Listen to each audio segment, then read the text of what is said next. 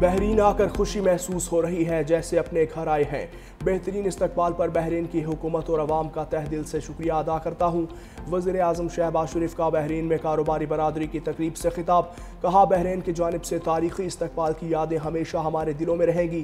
ہمارے تعلقات ثقافتی، مذہبی، باہمی احترام اور اعتماد کی بنیادوں پر قائم ہیں۔ بحرین کے ساتھ ہمارے تعلقات دیرینہ رشتے کے مضبوط ستون ہیں۔ ہماری اسٹریٹجک شراکت داری کئی برسوں سے قائم ہے۔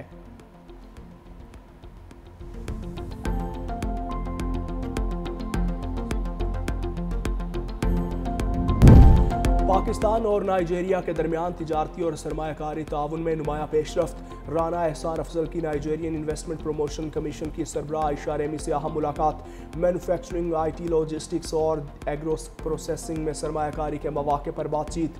پاکستان اور نائجیریا کے سرمایہ کاری کمیشنز کے مابین تعاون بڑھانے پر اتفاق۔ بیوٹی ویسٹ افریقہ 2025 میں پاکستان پویلین کا شاندار افتتاح۔ 23 پاکستانی کاسمیٹکس کمپنیز کی نمائش میں بھرپور شرکت۔ رانا احسان افضل کی پاکستانی کاروباری اداروں کو مغربی افریقہ میں تجارت بڑھانے کی ترغیب۔ کراچی کے علاقے گلستان جوہر میں ایک گھر سے خاتون کی کئی روز پرانی لاش برآمد۔ لاش ضابطے کی کارروائی کے لیے اسپتال منتقل۔ پولیس کے مطابق 40 سالہ سندس آن لائن کاروبار سے منسلک اور اکیلی رہتی تھی۔ 2-3 روز سے کسی سے رابطے میں نہیں ہوا تھا۔ پوسٹ مارٹم کے بعد موت کی وجوہات کا تعین کیا جائے گا۔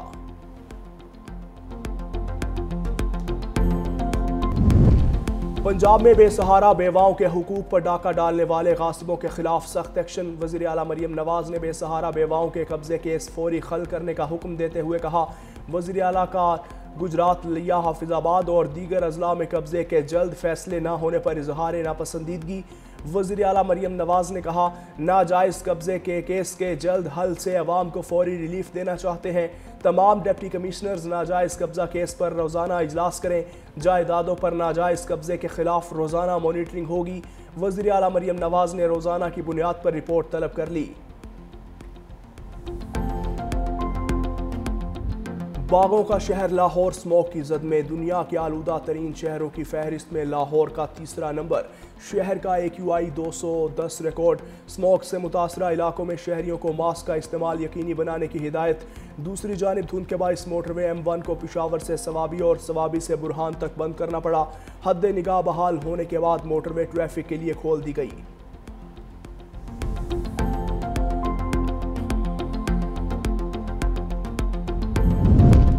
جسٹس طارق جہانگیری ڈگری تنازعہ کیس میں اہم پیش رفت۔ اسلام آباد ہائی کورٹ نے 1 دسمبر کو کیس سماعت کے لیے مقرر کر دیا۔ چیف جسٹس سرفراز ڈوگر اور جسٹس اعظم خان سماعت کریں گے۔ سپریم کورٹ نے کیس قابل سماعت ہونے کا معاملہ پہلے طے کرنے کا حکم دے رکھا ہے۔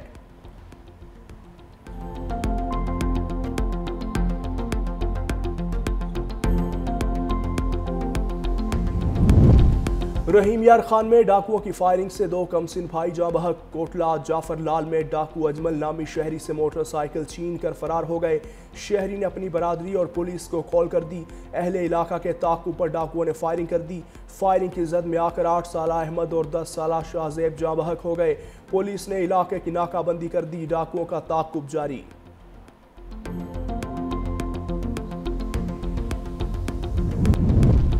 اب ٹریفک قوانین کی خلاف ورزی پر 2000 سے 20,000 روپے تک جرمانہ ہوگا۔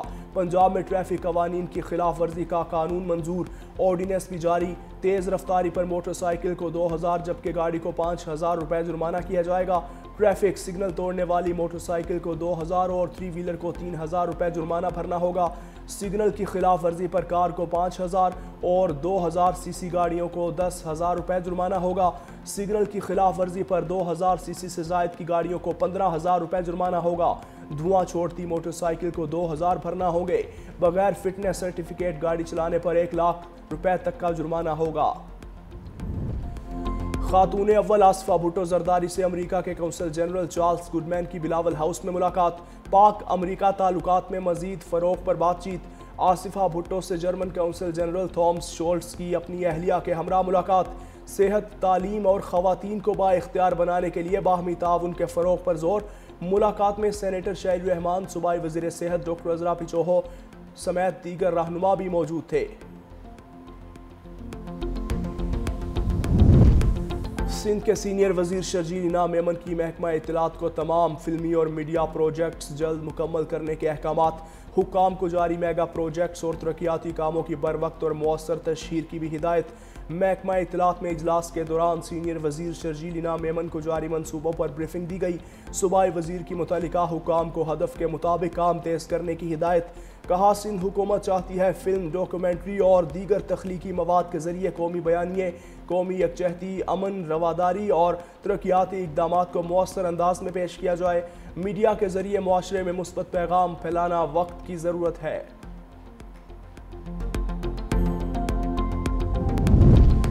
شمالی وزیرستان میں پاک فوج کے زیر انتظام مشران اور قبائلی عمائدین کا ہم جرگہ، سیکیورٹی صورتحال، انسداد دہشت گردی اور فلاحی اقدامات پر تفصیلی گفتگو۔ جی او سی میران شاہ کی قیام امن میں قبائلی عمائدین کے کردار کی تعریف۔ کہا عوام، سول انتظامیہ اور پاک فوج کے باہمی تعاون سے ہی دہشت گردی کا مکمل خاتمہ ممکن ہے۔ قبائلی رہنماؤں نے امن و امان کے قیام کے لیے ریاستی اداروں سے مکمل تعاون کی یقین دہانی کروائی۔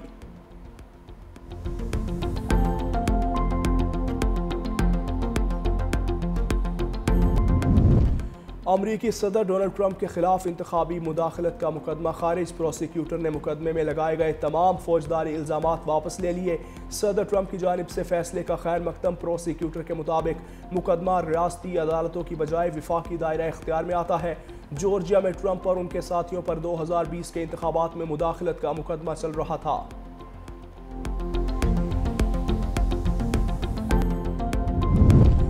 قطر ایئر ویز دنیا کی بہترین ایئر لائن قرار۔ ایئر ہیلپ نے بہترین ایئر لائنز کی فہرست جاری کر دی۔ مشرقی وسطی کی ایک اور ایئر لائن اتحاد ایئر ویز کا دوسرا نمبر، ورجن اٹلانٹک تیسرے نمبر پر موجود۔ فوربس ٹریول گائیڈز کی تصدیق شدہ ایئر ٹریول ایوارڈز 2025 کے بعد ایئر ہیلپ کی طرف سے نئی رینکنگ جاری کر دی گئی۔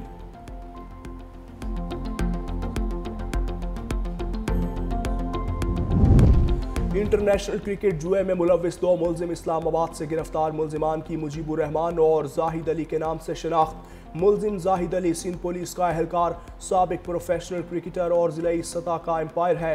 ملزم آن لائن کرکٹ جوئے اور سٹے بازی میں ملوث رہا۔ زاہد علی زمبابوے، کینیا، گھانا سمیت کئی افریقی ممالک کی خواتین کرکٹر سے رابطے میں تھا۔ زاہد علی خود کو پروفیشنل امپائر کے طور پر متعارف کرواتا اور WhatsApp group world cricket لا کے ذریعے لوگوں کو جوڑتا رہا۔ ملزم مجیب الرحمان کے Bharat, you a E, Sri Lanka, Nepal cricket سرگرمیوں سے جڑے افراد کے ساتھ رابطوں کا انکشاف۔ ملزم کا شری لنکن پریمیئر لیگ کے دوران ایک فرنچائز مالک سے بھی رابطہ تھا۔ ملزمان کے فون سے شواہد اکٹھے کر لیے گئے، مزید تحقیقات جاری۔